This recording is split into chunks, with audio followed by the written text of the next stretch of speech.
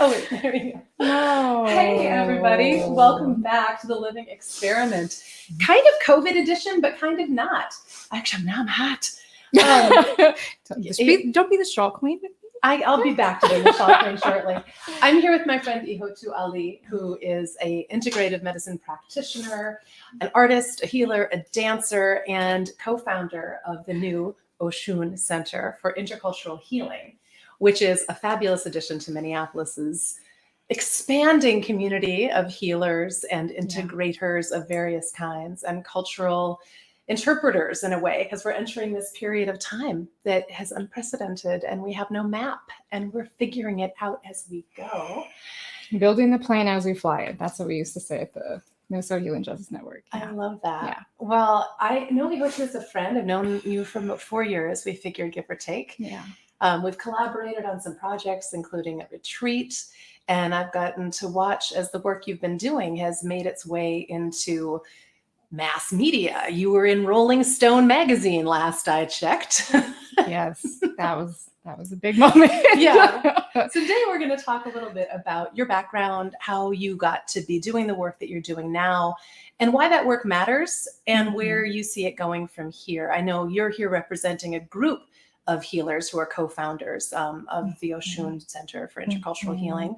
And so we're going to talk a little bit about the center. We're going to talk about some of the cool things that are coming up, including an event tomorrow, the very first, the Juneteenth event. We're very excited to honor U.S. historical Black ancestors for Juneteenth and center Black voices in an intercultural space. I'm talking about what are medicines for becoming more free ourselves, protecting others' freedom, and making sure that we're all aware of our freedom, right? Because, the history of Juneteenth, that people didn't know for a long time that they were even free and it didn't mean anything. So how do we actually get to a place where freedom is a reality?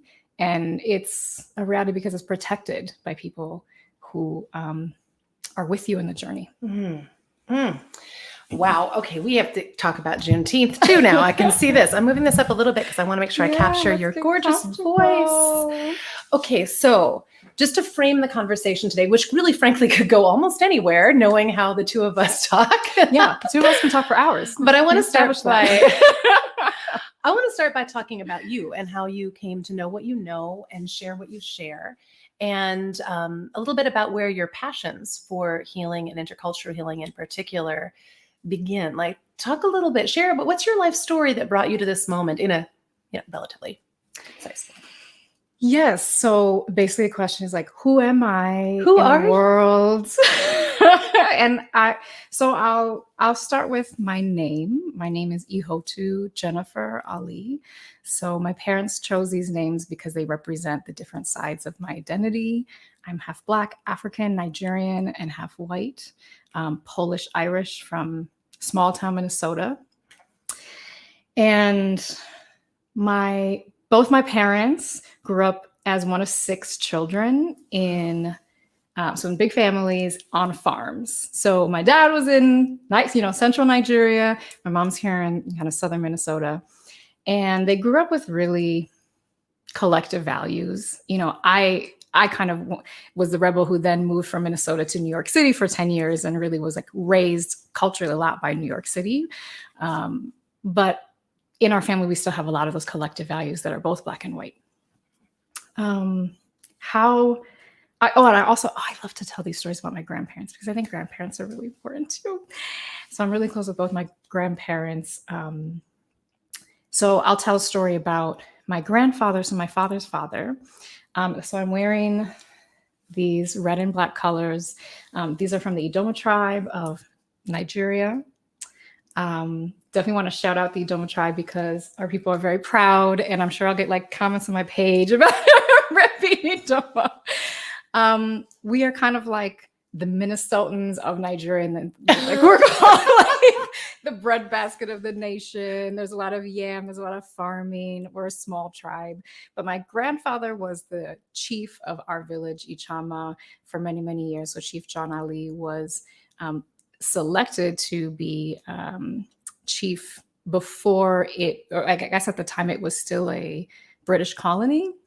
And so he had seen the change, through independence and through the Biafra War and, through the 80s and all the changes that Nigeria went through. He was extremely well loved, and I just want to bring his spirit into this space. He passed a few years ago, within 4 days of when Nelson Mandela passed. And I just remember feeling like is at the end of an era or a transition time where we're losing these elders who were incredible in all of our lives. My dad's side of the family, we still talk about him. We have photos of him up. We try to really embody his values, because he would always say, the last thing he said to me, was to keep the family together and focus on unity in the family. And for him, unity was the supreme value, that we were unified and that we were together, even through our differences, right? Even through our disagreements. We don't have to be the same, but we have to have some level of common ground and unity.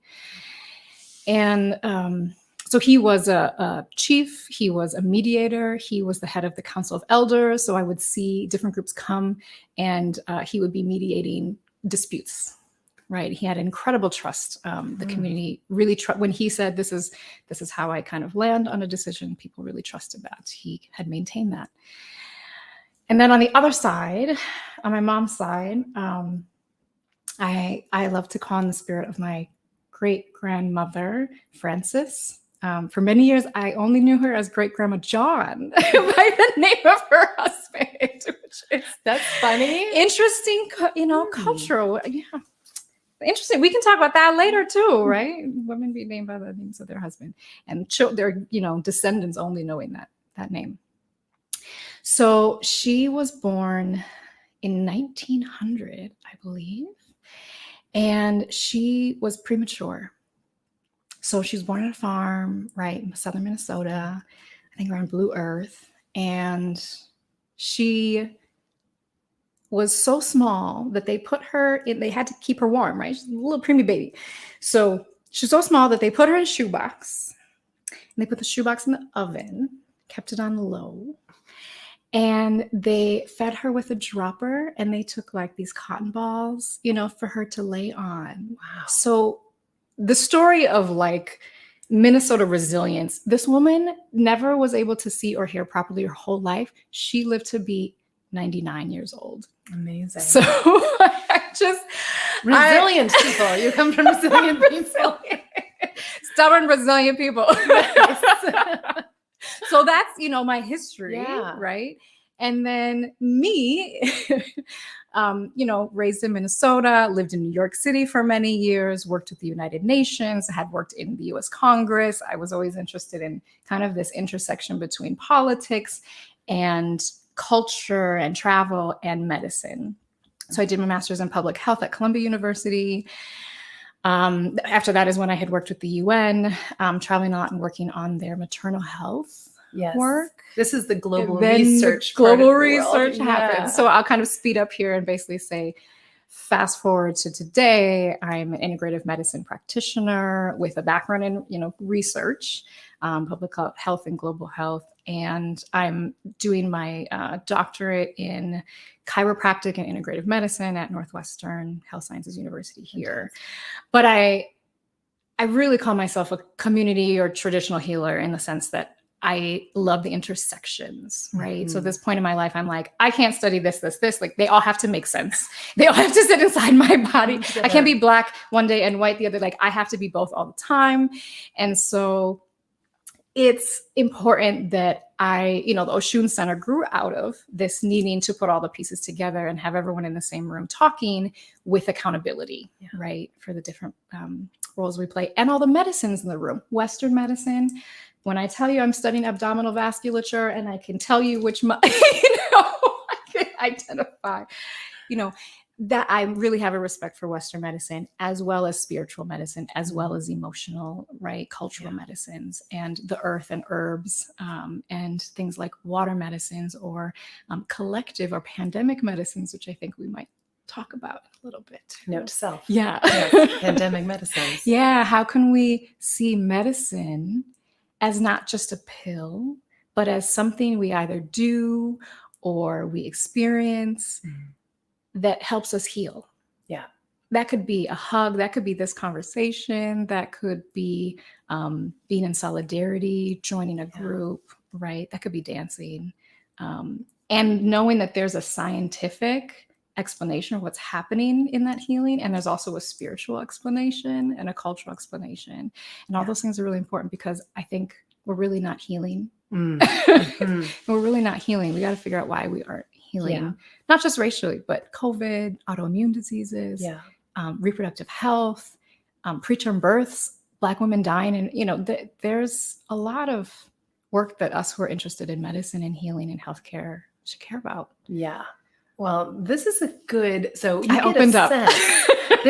There's a lot to be talked about, but I think that those intersections are really interesting to me. And here on the podcast on the Living Experiment, a lot of what we talk about is rethinking your choices as a way of reclaiming your life. And for me, the intersections of choosing to be a healthy person have historically been about diet and exercise, and maybe a little bit of sleep, a little bit of stress management.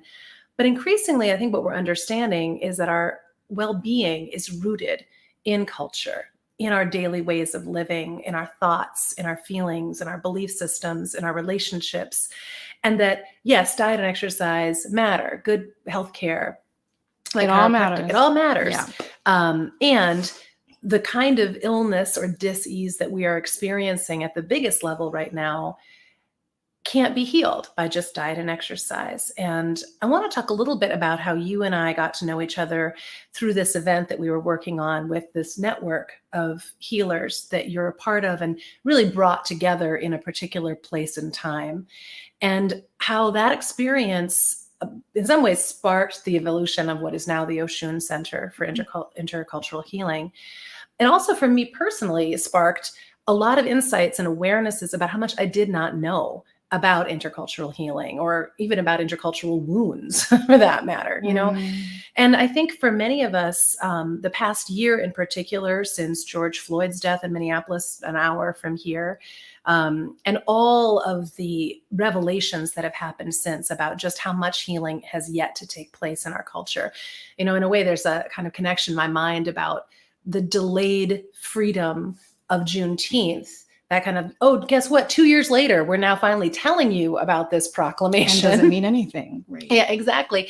And us waking up again in 2020 and going, wow, we're still so not free of a lot of the angst that we carry around race and intercultural intersections. And I think we can do a lot of thinking in our head about that, but a lot of the work that you do and that your colleagues and co-founders do are connecting it in our bodies too, somatically. How do we heal through experiences in our bodies with each other and apart too? So maybe you could talk just a little bit about the evolution of Oshun Center and how it houses some of the aims and ideas of this collective of people who are in it. Yeah, well, I would love to also, just root that in how we met and some fun stories, because I think it's a very fun story. The stories are really fun to listen to. I mean, we met through a client of mine. So I was working as a massage therapist, abdominal therapist, saw a lot of prenatal clients. I had been a doula for many years in New York and then carried that practice when I moved back home to Minnesota. And I really came back to Minnesota tired from 10 years in New York and wanting to reconnect with the land and with this culture. And I just had this pull. I'm much more kind of I've always been spiritual, but I think there was, years in New York when I just kind of was like flying on autopilot, and it was like, you're in school and and I think a lot of people say they can relate to that. Like I just was going and I was kind of numb, but I knew something was off. And I knew like I wasn't sleeping well, or I just didn't feel, it's like, I don't feel happy, but like I feel privileged. There's no reason why I shouldn't be happy. And that's kind of what drives people crazy too, is like looking at from the outside, everything looks fine, but you're like, because you're not spiritually connected, or you're not living your purpose, or there's something that's missing. And so I was drawn back somehow to Minnesota and seeing clients, and honestly, really at a cocoon place in my life. I wasn't really social and doing a lot of things because I was really hurting from some trauma in my life. And then a client, and I had wanted to do retreats because I knew, well, wellness professionals, we know people of color, it's expensive to go get a massage. And I, as a person of color, need and recently divorced, had to support myself. So I'm a massage therapist, but I wanted to also work with people of color, but not everyone come get a massage or has time or all the different reasons. So I was like, I want to organize retreats for healers of color to go out into the land and just be with each other and actually have time, because so many of us don't have time. And then one of my clients connected me with you, and you're like, hey, I have a retreat space. You want to check it out? And I was like, Kismet. Yeah. And it was extraordinarily abundant, gorgeous place that almost made me feel uncomfortable with the amount of like extravagance that was there. And we brought, what was to become, the first group of like the Minnesota Healing Justice Network out to this place that had gold. And I remember that experience being very interesting, because it was really the first time, and I grew up very poor. I mean, I grew up, I should say, once my parents split when I was young, and then living with my mother, who just has a high school education. She's a wonderful, fabulous woman. I love her very much. And no one would deny that we didn't have money. We were on food stamps, having to go to like charity for like the nearby church for Christmas gifts, certain years. And so I have a really, complicated relationship with wealth. Then moved out to New York City, was married to a wealthy family. And so, my life kind of is a story of intersections, racial intersections, economic intersections. And so to be at that retreat space, especially with a bunch of, folks who didn't, all of us are different, but have different relationships with wealth. Yeah. It felt like it was asking us to imagine bigger for ourselves. I don't know whoever's listening to this, like, when have you had that asked to, and that might not mean financial. It might mean something else entirely. Imagine bigger for yourself and lean into that. Dream a bigger dream, maybe. Yeah. I want to add a point, if I may, that the place that we were was a estate owned by a foundation that was established by a very wealthy local person who, I'm going to not tell the story of that foundation because I don't know the current status of that space, and I don't want to invite people into that space when it's not available, which I don't think it is right now. But I was serving as a kind of interim executive director and helping to conceive what the retreat center could be. And I will say, in some ways, you showing up with this amazing group of women, mostly women healers, so color people of color healers, femme healers of color, also helped me dream a bigger dream for what that place could be. I mean, it was very intentional that we were trying to open the space to include people who might not have otherwise been able to access what would have been an expensive rental location, right? But also an extraordinary artistically rich space and a natural space. And the part that kind of blew my mind and was the beginning of my education and dreaming bigger for myself in terms of how I wanted to reach into some of these spaces and expand my community was you showed up. I'd prepared this sort of lush experience to the best of my ability. Oh, it's very lush, yes. And in you came, and right away, it was funny. We had a conversation where I remember you saying, this is not something we normally experience. I had noticed that some of the women who showed up seemed a little bit uncomfortable with the tea and the cookies and the, here, let me show you around. And there was this kind of hesitancy.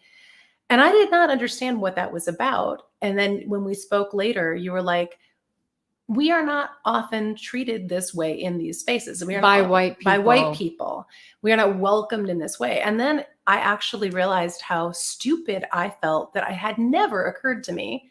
And again, like, not to spend a lot of time with like white folks' realizations that this happens. But I think that this is part of what has separated us, is like the angsty feelings that come from not knowing things that you then later feel like I should have known, which we don't know. And then my discovery through that experience that there was so much I had to learn and be responsible for learning. At the same time, like, what a dearth of experience I have had being around a group of healers who are intent on healing through community and healing at a level and healing stuff, that just I had not been exposed to that before. Right. Anyway, we began what turned out to be a longer term friendship, and I've gotten a chance to see how the ideas that you were working on in their most nascent form, with this amazing group of people, have now turned into something so beautiful and rich. And it's now taking the form of this Oshun Center for Intercultural Healing. Yeah. And the Minnesota Healing Justice Network is, that was kind of it feels like that was a birthplace of many different healers who are creating and building out their work right now. I think what you're saying about the exposure and, so collective medicine, right? The idea of collective medicine would be to start to help us be collective again. Yeah. Right. Because, we say when we talk about civil rights, we say, the country used to be segregated and now we're integrated, as if that means anything, like freedom meant anything, around Juneteenth. The way that I'm seeing things more and more is we are really segregated. Yeah. We're not only physically segregated, we're mentally, socially segregated, right? We're spiritually segregated. And so when something happens like 2020, or there's a fly in the room, I just saw that. we're like, we have our house and you have your house, and get back in your house. Yes. And yes. To tie in this other thing that we have been talking about was this article that came out and this podcast episode on Code Switch on NPR about the racial reckoning that wasn't. Mm-hmm. And the questions that are being asked about, okay, so there was a corporate, apparently there was $50 billion pledged to get from corporations, right? To give to racial justice causes, and almost zero of it materialized, right? And how 2/3 of the country had said that they support Black Lives Matter, at the height of things last summer around this time last year. And by September, it had dropped precipitously. And by now, it's actually lower than it was before everything happened. Wow. Backlash. So why is this happening? Because that was a momentary thing in time. If you and I had just met and just done one thing, and then, you went back to your house and I went back to my house. Yeah. By the way, I don't have a house, which is why I end up at everybody else's houses. But figuratively, I'm in multiple houses. So if we had just let that be a moment in time, because then you stopped working there and kind of the network was shifting, and we hadn't maintained this relationship, it would be different. Just like George Floyd's murder, Breonna Taylor's murder, right, were just moments in time that if you don't see the world as interconnected, if you don't see it as important that we are in community with each other, and not just living down the street and not just following an Instagram page or buying a book, right? We're actually moving through the hard stuff with each other. I'm like correcting you when you say women and I say femme, and it's in love, right? If we're not doing that on a regular basis with each other, then we won't understand. I won't understand your hurts and your wounds, and you won't understand mine, and we won't be able to show up for each other. And showing up for each other is a medicine. Yes. Right. Well said. So, Oshun Center couldn't have been birthed if it wasn't for all of our learnings over the past several years, right? I mean, it wasn't just 2020, but 2020 was like, I gave this example to you earlier, like the snow globe, everything gets shook up into. And for us in Minneapolis, in Powderhorn, I mean, I was living at 38th and Cedar, 10 blocks one way to the police precinct that burned, 10 blocks the other way to where George Floyd was murdered. My world was a snow globe for a whole year. And now feels like a reset. At least for those of us who, were at the center of a lot of media coverage, a lot of donations we didn't know what to do with, a lot of, we were already in a pandemic. We were already struggling. We were already trying to rebuild our businesses because we had lost, a lot of us were touch practitioners, massage therapists couldn't practice during the pandemic. Right. if we had been, we could have a conversation about how many Black massage therapists there are versus how many Black chiropractors. And chiropractors were essential workers and massage therapists were not. That's interesting. I had not realized that. Uh-huh. So yeah, there's a lot of pieces. I'm really interested in talking with and meeting and having real relationship building with folks, especially people working in wellness, healthcare, medicine, at Intercultural, and to have these conversations about, are our medicines really healing our bodies? What is more needed in our medicines to actually heal our bodies? And that's autoimmune, that's cancer, that's maternal health and reproductive health, endometriosis, right? But that's also, do we feel like we're doing our important work in the world? Do we feel like we're doing the legacy work that helps us go to bed at night feeling like we are at peace? Our nervous system can be at peace. Yes. Is that also the trauma? How are we integrating trauma into all of this, right? If the trauma continues to happen daily, how are you healing? You're not healing. Yeah. Right. And then also, are our medicines healing the collective body, right? Our relationship with each other, our relationships with the earth, right? The plant and, animal world, the spiritual world, however you think of spirit, right? What's beyond us in any way.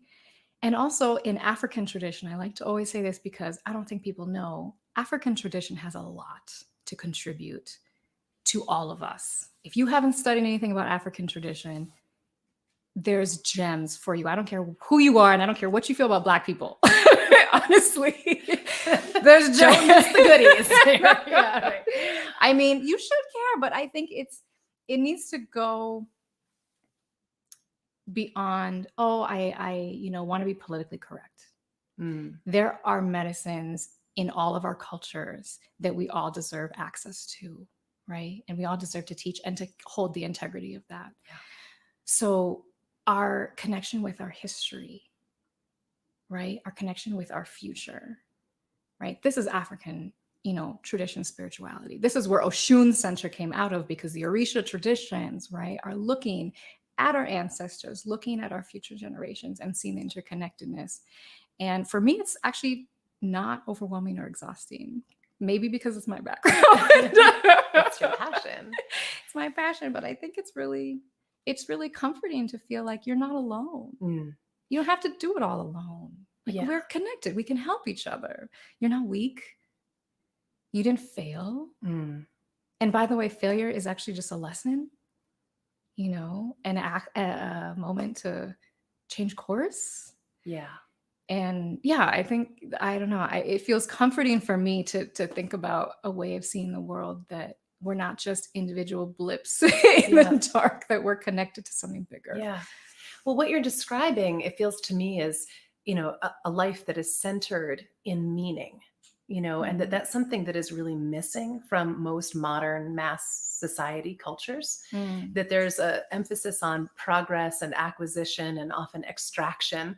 And what we think of as valuable is what we can suck out, as opposed to what's valuable is what we can invest in and be part of and draw from in an equitable, healing, regenerative exchange.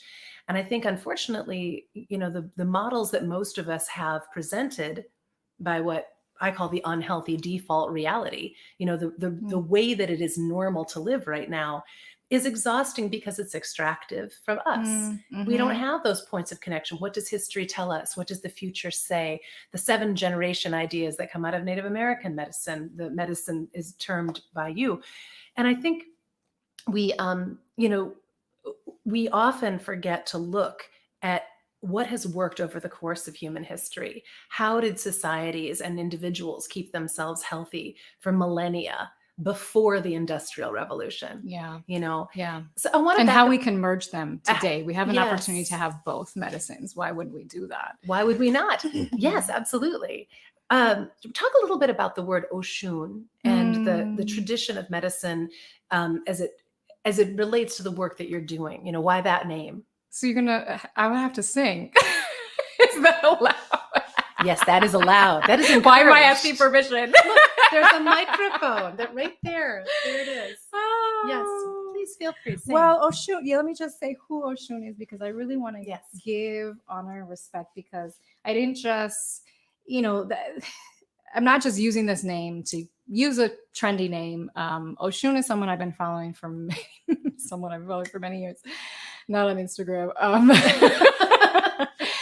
Oshun is a Black spirit of the sweet waters, of rest, of abundance. She wears gold. She plays in the water. She is feisty and powerful.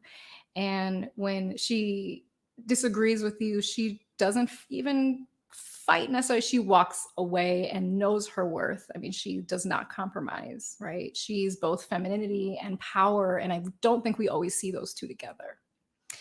And so she's from an African tradition, spiritual tradition, the Ifa, Yoruba people, who, when they were taken as slaves across the, Middle Passage, and essentially brought all of these traditions to many different Caribbean countries, Brazil. You'll see Oshun and some of these similar traditions in New Orleans, right? Black folks here in the US. So Oshun is this, it's Oshun, and you pronounce it Oshun with the emphasis on the shun. It's not ocean, although it's kind of a nice. I'm never mad when people are like, it's ocean sound. I'm like, well, it's water, but it's Oshun.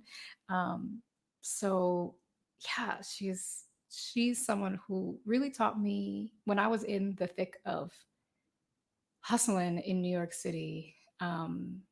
She really taught me about femininity. She taught me really to actually love being a woman. For a long time, I was like, I don't know if I really, raised by a single mom, a lot of struggle, a lot of seeing women not being treated right in my life, and also seeing a lot of women not getting to do the work that they want to do and not being powerful in their own space. I don't think, and so she got me to a place where I was like, oh, femininity can be like cool and powerful. And we wanted to use her spirit because it was something. So a lot of conversations through the uprising turned for BIPOC healers and organizers turned to, we have to rest. The rest of the country was having a lot. Well, I won't say clearly other cities were in a state like we were in. But for us in those cities that had burned and a pandemic on top of that, the level of PTSD across the entire city. We were also managing donations coming in from around the country, emails. I remember being up until 3 a.m. for many nights in a row, not only watching what was happening in the streets, being out at protests in the daytime, organizing, and then just being up, an additional just to kind of keep up with email. Like for weeks, we didn't sleep. And the first thing when you don't sleep is your mental health goes, So here and a year later, looking back, and I think it's important that we're talking, in the time of Juneteenth and at least a little bit of celebration, and not just talking about the 1 year of George Floyd's murder. Yeah. But we needed a softness. We needed rest. We needed a reminder of abundance in our activism. And it has really taken root, right? Like there's now with Juneteenth, there's so many awesome events happening for Juneteenth in Minneapolis. I was just posting this morning, like there's so much beautiful stuff happening. And we've been through so much. Our city was a war zone for months, right? We couldn't go to the Walgreens was down, the post office, you had to go miles out the city just to get things that you needed to get. Grocery stores were gone, right? So for us to ask Oshun to be with us in her power, and that she is a necessary part of our activism, necessary part of becoming a change maker. It is about being calling out what is a problem. That's extremely important. And I talk about in my book, Seven Portal Sky, the fire chapter, the fire portal is all about like, we have to call out, we have to stand up, but we also have to balance that with water and getting rest and knowing that this work is lifelong work. It's not moment long. It's generations long work. And so coming back to the collective medicines, how are we, being good to ourselves as we do the good work? You mentioned your remembering book. abundance too. Yeah. I want to ask you about the book. Yeah. Because I know you've been working on a book for a while, and it seems like it's come together in these pieces. And now is it getting ready to be born, the new book, Seven Portal Sky? Yeah, it's getting ready. It's gestating. Let's say it's maybe like 6 months. Will you 30 weeks describe or just a little bit about what the portals are and Yeah. how, because I think that framework is really related Yeah. in my mind of, finding these different qualities that we need to balance with or draw in or call in order to harmonize, and different points of strength. And I'll let you tell about it, but tell us about your book. Yeah. So the Seven Portal Sky book is really a book about the medicines we need to kind of get out of our own way and finding our own role in movement work. Right. So movement meaning the movements. The movement. Yeah. The movements, social justice work. I mean, however you define your purpose work. Yeah. Right. But getting out of, it came out of my own personal trying to figure out, how do I get out of my own place of fear, of PTSD, of getting wrapped up in toxicity, of feeling stuck, feeling very, very stuck, and needing to find medicines to get myself moving again, and to calm and to rest my body so that I could, and to also kind of see the frame of what was happening, where can I get in, where I fit in, right? What's my role? Like this whole conversation about, you need a cookie for your activism work, or you get a cookie, like white people feeling like they need a cookie and they're at the center of work. Whoa, sorry. Calling us. Ooh. One of the many things that happen in the live podcast: flies and phone calls. Yeah, keep going, it's real please. life. Yeah. Cookies. You're saying you need a cookie in for your activism. Yeah. We, there's this one, let me kind of back up a little bit. So we all have a role to play, right? And if we're not seeing the world as a ladder, we're seeing it as a circle. Then the question isn't, how do I get to the top of the ladder or get a cookie at the top of the ladder? It's about, where is my place in the circle? Mm-hmm. What's the color that I give to the rainbow, right? Et cetera, et cetera.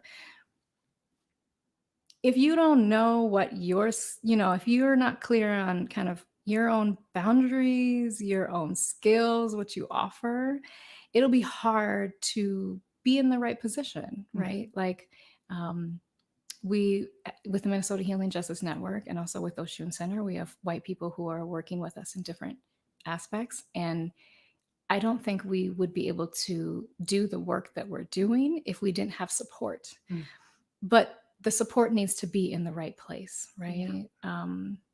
The white folks who are working with us, with Minnesota Healing Justice Network, is called the Solidarity Network. Within the Oshun Center, we're kind of all in the same group, but it's important that they offer the skills that they have, and we offer the skills that we have. And the way that it's framed is, especially folks with Black ancestry are at the center, are our main teachers, because that is what is the imbalance, what's missing in our culture, right? Like no one's talking to, I would love to bring more attention to the conversations about our interconnectedness, past, future, with nature and all that. But I really can't do technology for my life. And social media. It takes a village. This is why it takes a village. Yeah.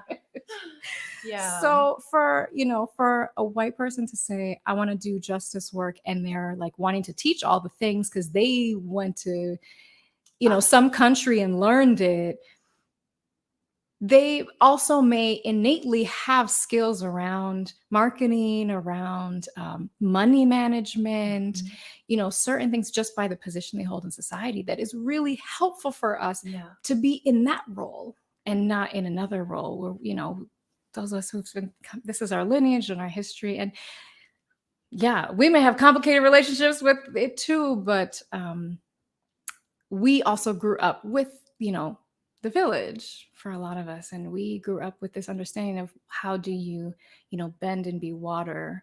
I think white culture has a lot more skill in terms of how do you like push ahead and how do you be at the spotlight. And all sides, I think, have something to learn from each other.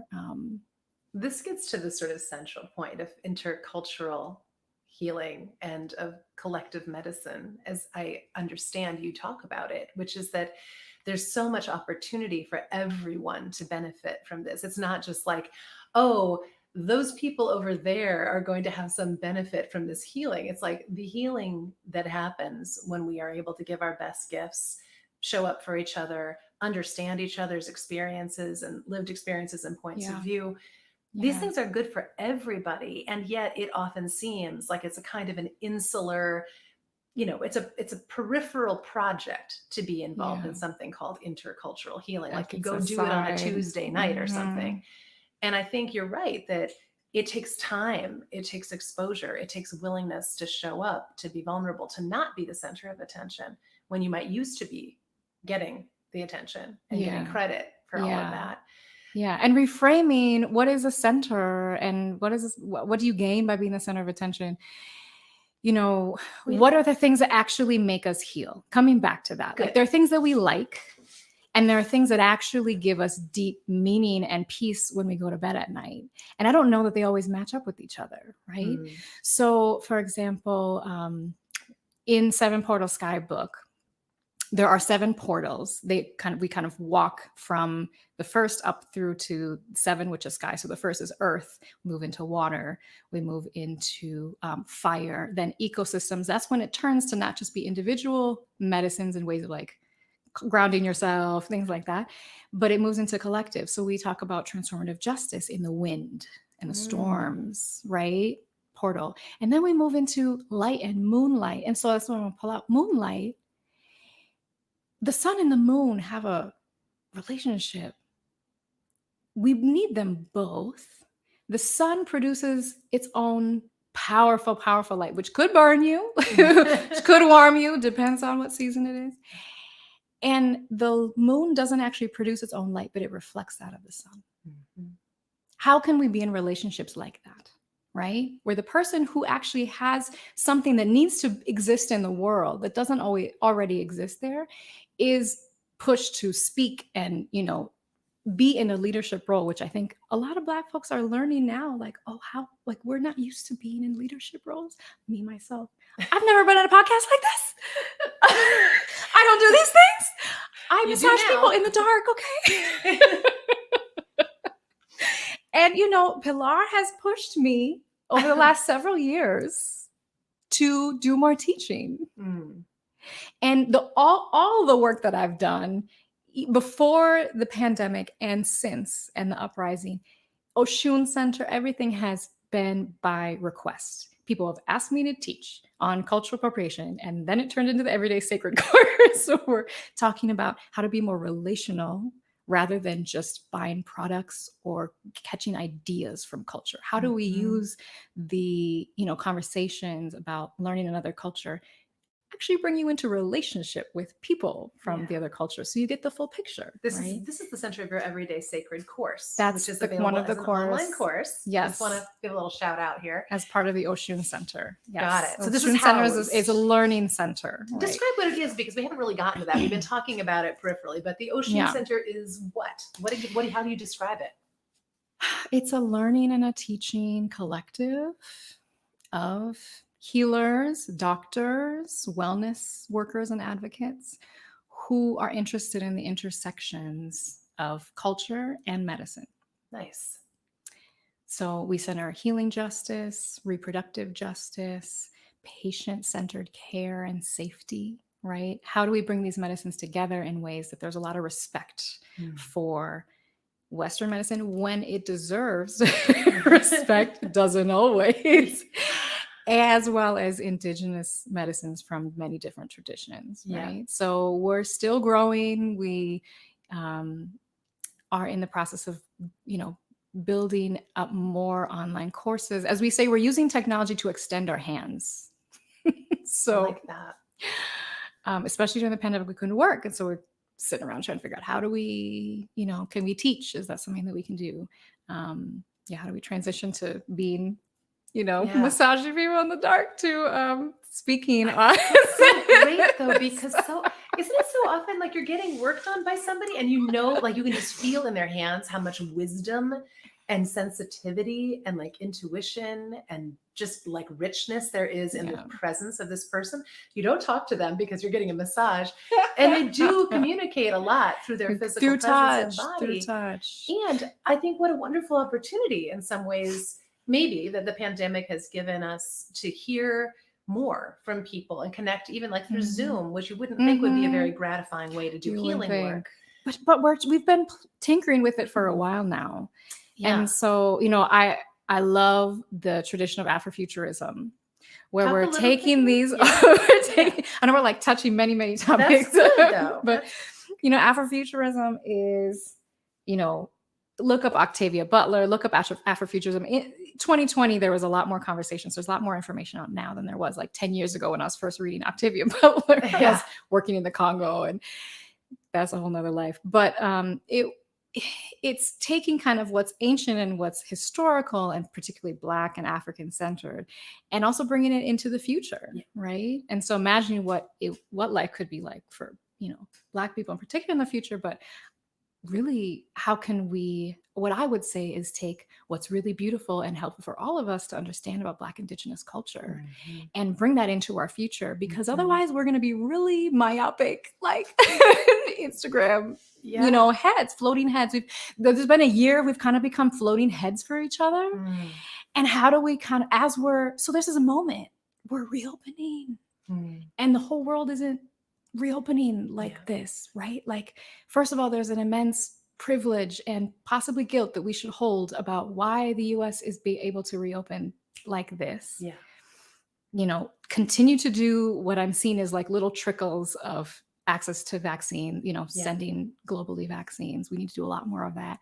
And also take this moment to say, okay, we get to, at least for now, return to hopefully not pre-pandemic time, not a pandemic time, but what is this post, I don't know, the pandemic. I know, whenever I call it post-pandemic, someone gets that doesn't sound right. That doesn't sound right. But anyway, this time, this 2021. What are we holding that we learned, and what are we entering into? How do we make technology, bring spirit into our technology? So one thing we're doing for our event on Saturday is, and we've done this tomorrow, by the way, if anybody's watching live. That's a tomorrow Saturday. That's Juneteenth Saturday. Tomorrow. Yes, big event. Yes. And this is the Oshun Center's first event in a series. Collective medicine series. Yeah. So we'll have 6 healing justice practitioners from the Minneapolis-St. Paul area. We all, went through the uprising together, and they're incredible healing justice practitioners, which, some of them may be on to, as highlighted with you as well in this. Yes, I would love to have time. Some and great. Yeah. So we have, we're going to be talking about freedom, medicines, and protection. How do we protect each other? I think I alluded to that in the beginning. But a few things we're going to do is, how do we open with, like song or space, which I didn't sing to Oshun yet. We'll get to that at some point. I'm going to hold you to it. You're not going to get off the air without singing to Oshun. This is great. I'm so glad you mentioned that, because now I can kind of hold you to it, which is great. Yeah. I mean, circle practice. So everyone gets to say a word in the space, right? Having an altar. So someone can open up an extra profile and set it so that the image is showing an altar so that everyone in the room gets to see, right, that. And that's just a way of bringing the ancestors, maybe also future generations, into the space with us. So how do we start to play with technology? I mean, I was really kind of anti-technology. I don't know that I might still be. It may not be your first choice, but it's not my first choice. I was, tired of the hustle in New York and came back here to Minnesota. Now we're working with a awesome company called We Sparkle, which is started by Michelle Marins. She's a technologist, futurist, woman of color. And then kind of the partnership between her and I with all of this work is how do we bring not only healing into our technology, but also technology into our healing, right? And can we extend our hands, right? And still maintain interactiveness. So if you go to the website, which is also an app, which I'll explain, and you'll see website? Let me get there. Okay, so I know there are people I'm looking it up. Yeah. Because I am here to explain it. Let's be real. Put your attention on her for a moment and explain it, and then you can go check it out later. Yeah. Well, so what I say, when you go there, you'll see a video of me chatting because I want to meet you, right? I don't want it to just be a bouncing head. We want to feel like there's still relationality even within technology. It's not just a click, click, click, and you took my class and now you know all the things. No, let's build an actual relationship. Let's get creative about how we can do that. And so the website is oshuncenter.com. So it's OSHUN center, CENTR.com. And it's also a progressive web app, which is really, I just learned about this. This is really cool. It is basically a more democratized way of doing apps. Yeah.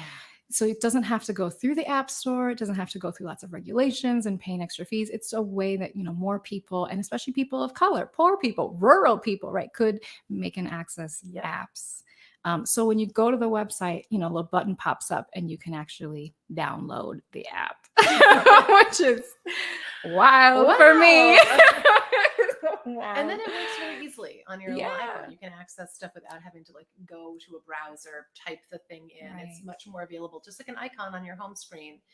I've been working on one for Healthy Deviant apps, so I know a little bit about progressive web apps, but if you're wanting to access information easily, repeatedly with an organization, which I think people will want to do once they discover Oshun Center, at least many people, I think, will be interested in, the growing collection of offerings that will be available from experiences like the one that you're creating tomorrow for Juneteenth. Yep.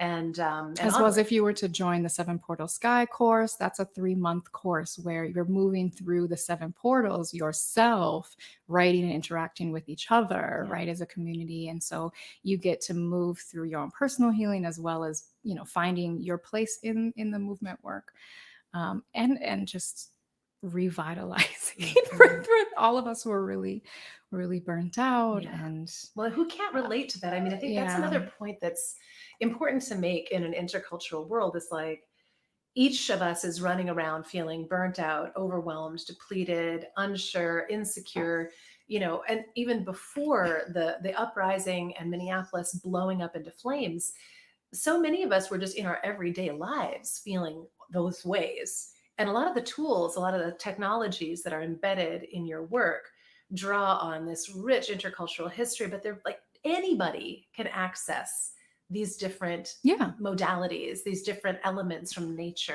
And the medicines are when you're feeling heated or you're all day on screens, go find water. Yeah. And that could be going to, somewhere of water in your neighborhood where if you have access to that, but it could be bring a bowl of water next to your device, right? Sprinkle a little water in your face, drink extra water that day. So you have kind of a buoyancy. And I think it's starting to notice the subtlety, what's going on in yourself, so then you can tinker with yourself. You become your own first healer, right? Mhm. And then you only go to healers and doctors. I mean, you go when you need to go. I'm not saying don't go to the doctor, but you notice what your baseline is. Yeah. Then you can describe it better when you know you're off, right? And you can go and say, I'm usually like this. This is my information, and I'm off of my normal in these ways. And then you can also kind of make an assessment. Do I need to go to a Western doctor for this? And maybe you should first, because if there's something, you want to rule out that there's not something more serious going on. But Western doctors are trained in Western ways and Western culture, and that comes from Greek and Latin and Roman, and it comes from a very left brain, very masculine way of assessing information. If what you're noticing is more of an energetic imbalance, like I'm just really hot all the time and I'm irritable, and in Chinese medicine that would say you have like elevated liver, right? So there's or even indigenous medicine, there's a lot of hot cold differences. You're having a lot of heat that can be mapped to having rosacea or psoriasis or rashes or autoimmune things going on, that Western medicine will do all the tests and everything looks normal because you are in the general standard range of healthy, which means you don't have anything life-threatening going on. So, hey, like that's good. But that doesn't mean you're not off your baseline of your own normal. And so when you do more of this subtle work to find out and to understand what languages other medicines use, you can know which is which doctors and which healers to go to, which teachings to look into, what you can also learn yourself to empower yourself and understand your own body better. And I think that's when we get to more of the healing. That's on more of a physical level. Even we can talk about trauma, right? And wounds and our own personal wounds. I'm a sexual assault survivor, right? Like we can talk about intergenerational wounds, what my, family has been through, right? Like my Nigerian family, being under colonial rule, right? That can bring in things like cleansing medicines, right? Like how are you able to reestablish connection with your ancestors to start to heal and understand what happened? Womb medicines, where, for me as an abdominal therapist for many years, trained in the Maya abdominal technique, right? Using touch, using things like steams, castor oil packs, herbs to move energy, stuck energy through the womb. So, you can go in many different ways. And all these topics are and more on the Oshun Center, web app. And we'll continue to make more courses. The app also lets you access healers, right? Like there are actual people who do this work, and you can sort of tap into a network of people. Yeah, the whole team is listed up there. Our bios are there. How many people are involved in it? I'd say between like 15 and 20. There's a good number of folks. And so it's a combination of folks who want to do more teaching and do more e-courses, but are like, how do I do that? And so working with Michelle on the tech side and kind of pulling all these pieces together, business support within the group, and as well as apprentices, like I want to learn body work, or, so some of us are, teaching apprentices at the same time. And I could see, I want to stay in touch with anyone who's interested in this work, and whether that's like, going to the courses or attending our classes, or staying in conversation about how we could like bring you into the collective. That's neat. Yeah, it's I will say there are a lot of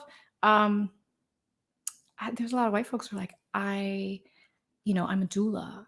And I've I maybe did some work with Rebozo, but I feel like that's culturally appropriative, so I don't want to do that. But I feel really drawn to these traditions, and I've talked a lot before, like I feel kind of stuck. Like, what can I do this practice or not? Do I need to just sit down? And we don't want you to sit down. Like we need people to stay in the work with us, but at the right position, in the right role in the circle, right? So come in and help us with our technology and planning. Yeah. So, and then they get to learn. Oh, see, this is like we're both so popular. No, this was This is my reminder to go outside and play. Oh, well, it is about It's about that time. But Before, I'll just say the yeah. white folks then are getting to, some of the work that they're working on is exploring European medicine, right, from before the industrial age. Right, so what's Celtic? I'm Irish. Like, what's Celtic medicine look like? There are books. There's information out there. So we're also working to bring that information out, because that's indigenous medicine too, and that's everyone's birthright to at least know how to use a bath and a broth, and a tea, a poultice, poultice. and then a lot of the pagan traditions also are very rooted in nature and rebalancing, and that's true almost every continent. You hear that in Amazonian medicine as like folk medicine of the early Americas. It's like we've been passing what we've learned as human beings around for generations and millennia, and yet somehow post-industrially it feels like we've forgotten the healing mechanisms and technologies and bodies of wisdom that have always connected us, because we are basically all suffering from the same malaise right now, which is disconnection from nature, disconnection from community, disconnection from each other and from our own souls, ourselves. And the birth world has really caught on to, I came into this work as a doula. And so there's so much of those traditional healings coming back into preparing for birth in the birth room, right? And then postpartum healing, the massages and the teas. And we should all have access to those, even if we're not birthing people. Yes, amen to that. So and to do them safely, you know? To know what what are the right herbs to use. Like there's a lot of, I think these are gentle medicines, but we also want to kind of make sure that when you go to the doctor and you say that you're taking herbs, they don't start looking at you side-eyed. Like they should respect that medicine. It's a gentle medicine, and that you know what you're doing. We should not have to fight each other around healing. We should be able to work collectively to heal each other. That's the oath that we take: do no harm as doctors. You are bringing so many interesting things into this conversation now that I'm like, TB can. I know. We have to do another one, because I really do want to talk about that. I think that's, there's just so many interesting things to explore in that intersection of how Western medicine treats with either respect or disdain the healing traditions of other cultures or other places and times. And we have got to find a way to get along, because I know like Dr. Kara Parker is in your circle with the... She'll be talking with us tomorrow. Part of the Juneteenth thing. And Kara's a functional medicine physician with some of the most advanced medical training of a Western medical doctor I know, and has that ability to integrate and respect and be interested in medicines from other places and times, and to see how in the functional medicine model, treating the whole person in the context of their whole life is the name of the game. It's just like we're finally coming back to integrating that into the Western model as well. But speaking of integrating things into models, you had offered to sing. I did. Would you be willing? I want to know what a sound to Oshun sounds like. Okay, well, I will say, just on the cultural appropriation tip, like if you want to, I talk about cultural appreciation, not appropriation. So I would love to share this song. I will share from how I learned it. And then if you choose to share it, please share how you learned it, so that there's a relationality here and we're not just taking the song out of context. I will say I don't have it perfect either, because I don't fully remember. I do think this was taught to me by a friend in New York City. A dear friend that I'll have to send this to later. I think we were singing it under one of those. So in New York City, there's these parks, like Central Park. There's these kind of like bridges or kind of walkways, and then it creates an arch that there's echoing underneath. So just imagine we're like singing this and the echo. Yeah, this was really awesome.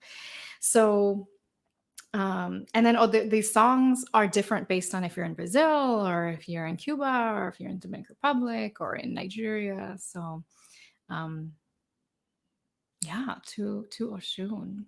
I feel like I need like can you just like maybe, just make a little sound, just kind of bring her in.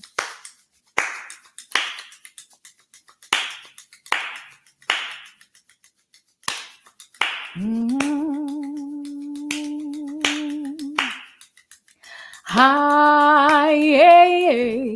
Aye, Mama Oshun. Aye, Mama Oshun.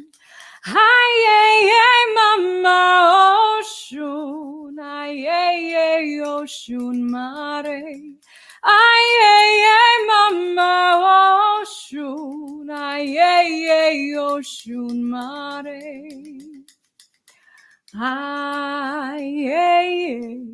Aye, Mama Oshun. You just imagine her dancing with her globe. Aye, Mama Oshun.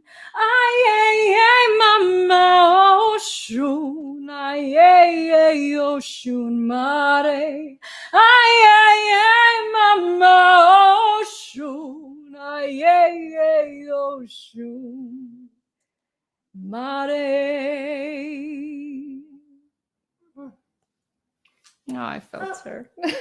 Lovely. Thank you. Yeah, it's a beautiful energy we can all just remember and bring in when we're tired or stressed or moving too fast. Speed. Just get ahead of ourselves.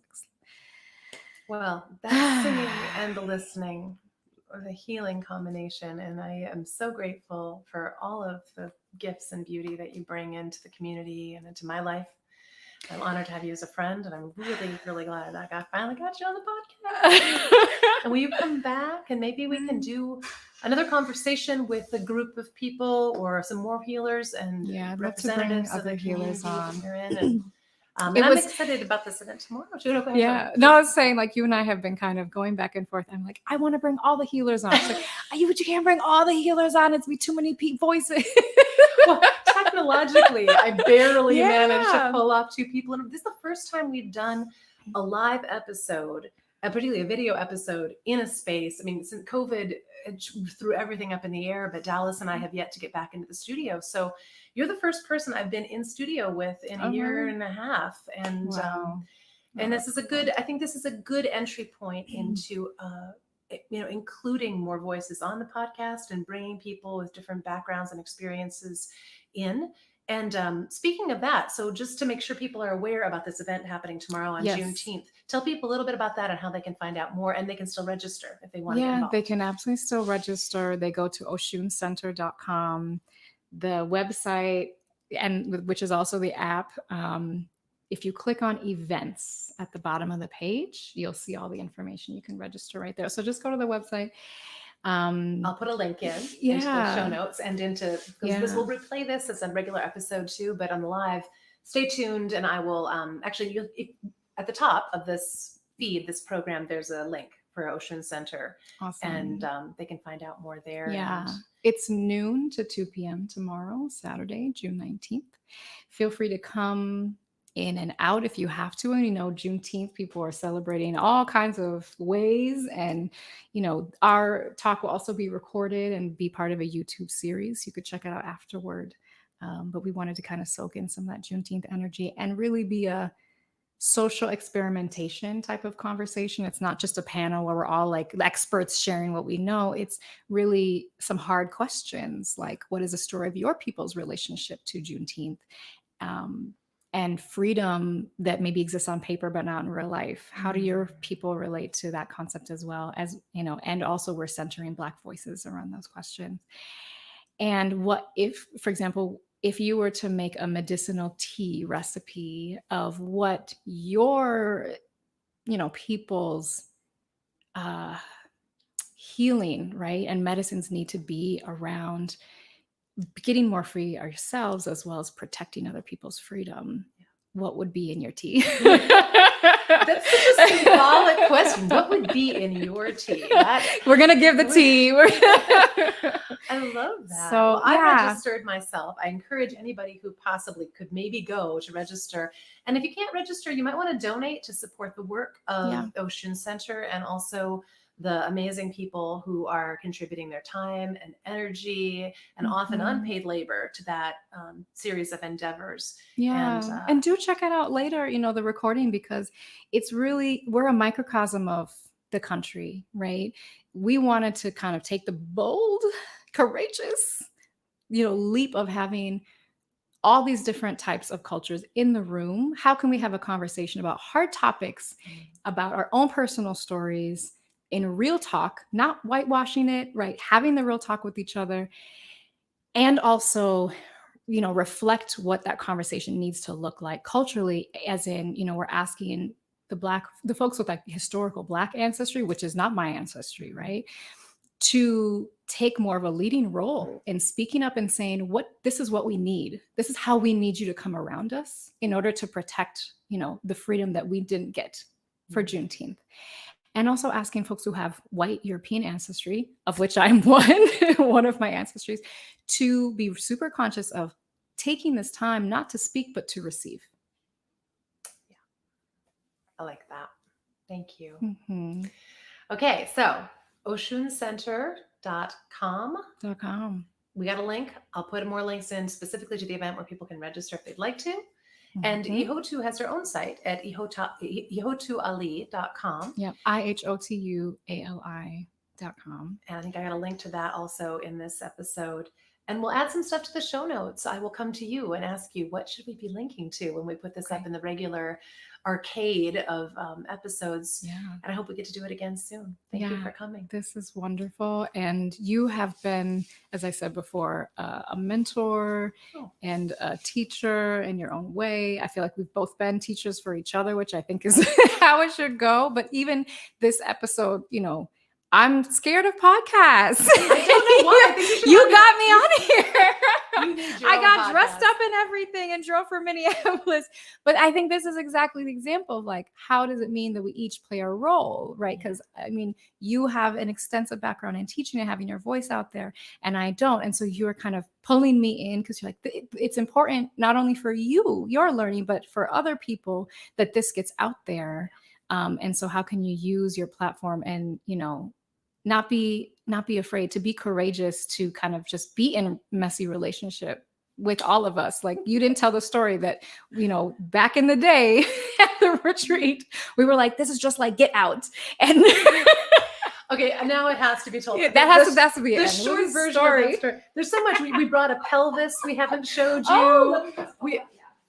That's for the next time when we talk more about. Stay tuned for more, and we'll be discussing the pelvis medicine.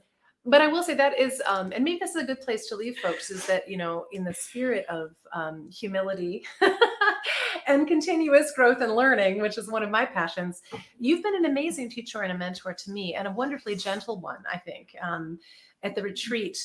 When Ihotu was like, this is a little, some of us are saying it kind of feels like Get Out. I was like, what's Get Out? I had no idea what that film was. And I promptly went home and watched it. Yeah, and you watched it, right? I watched it twice. And you came back and you emailed and said, can we talk about this? Yes. That was incredible. It was amazing. So I think one thing happened was I was like, I told you. I just was like, hey, I think I even said, maybe you want to watch that movie, because then you'll understand the context of these Black and brown folks in the woods. Oh my gosh, did I ever? And all the stories from that weekend. But so I said it like, I want you to watch. I said, I believed that you might actually do it, and I put it out there. I gave you a specific ask. Which I'm known to do. This is the medicinal recipe. I would like you. It was medicine. I'm known to do that, to just be like, hey, can you help me with this? Just asking for things that I know I need.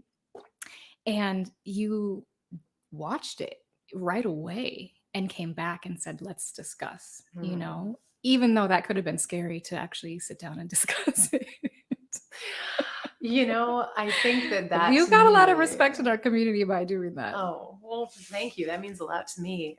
It was a gift. Had you not said that, I probably would never have seen the film. And I will link in the show notes and also in the feed to the film. Yeah. Jordan Peele film, kind of a cult classic now, I think you could consider it. Yeah. But sometimes, my dad was a sociologist, and he always taught us sociology, anthropology, that works of so-called fiction, novels, movies, often are much better containers and communicators of cultural and social truth than a textbook or some, pedantic person telling you how it is. Stories. I mean, that's what we call it Mhm. collective medicine stories, because we want to exchange those stories, because that's what sticks in your head. When you go to see a patient and you remember a story you heard, you know, you didn't read it, and the research is important. I'm a researcher as well. But we also need stories, and that's why that interconnection is really important that we miss. You know, they don't. We have hearts in there. They do more than beat. They do more than beat. They have a role. They have a lot. They have a role. There's this. we as we said, we could talk for hours, but there's a story about Oshun is a part of the creation story in the Ifa tradition, where Ogun, which is like iron, and, you know, and all these other more masculine big spirits go down. They're all like kind of summoned by this other Obatala to go down and create the earth. And so all these other more masculine spirits, and when I say masculine, I don't mean women, men. I mean masculine, feminine energy that's in all of us, right?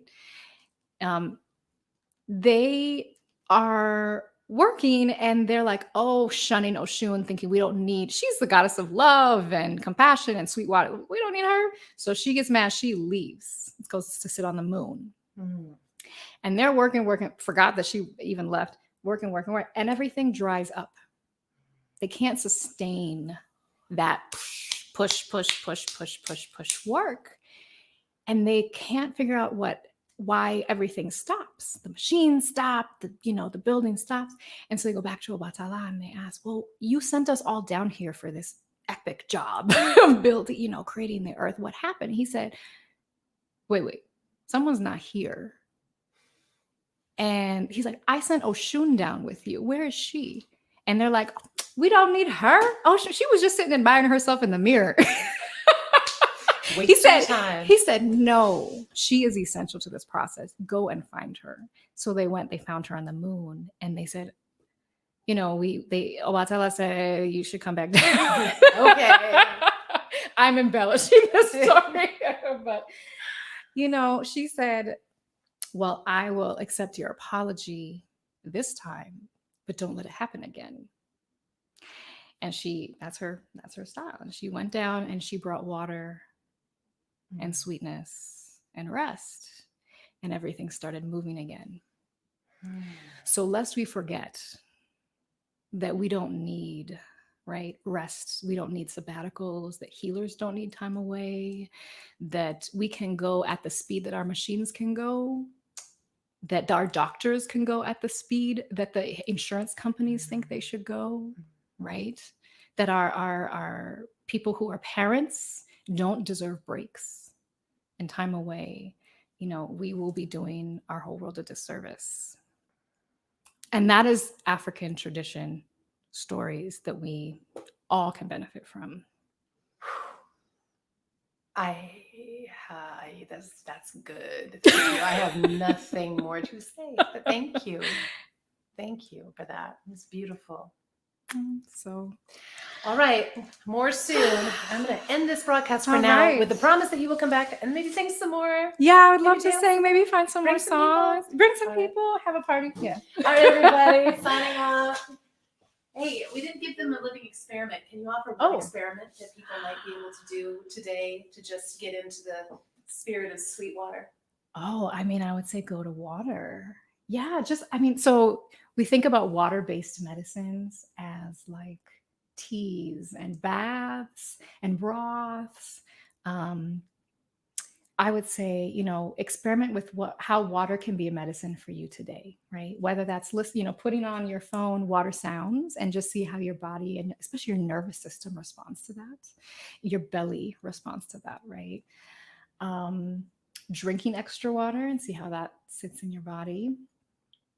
And, if you're by a body of water, that would be the ideal. Go and sit and kind of be open to listening, right? When we slow down enough to not have a thing to do or a thing that's, pressing in our mind, suddenly there's so many other pieces of information that comes to us. And so maybe ask, I know that sounds kind of fluffy, but you may actually experience something. Ask, what do you need to receive from the water? And just wait. Just wait and see what comes to you. That's really good advice. I'm yelling because the microphone's so far away.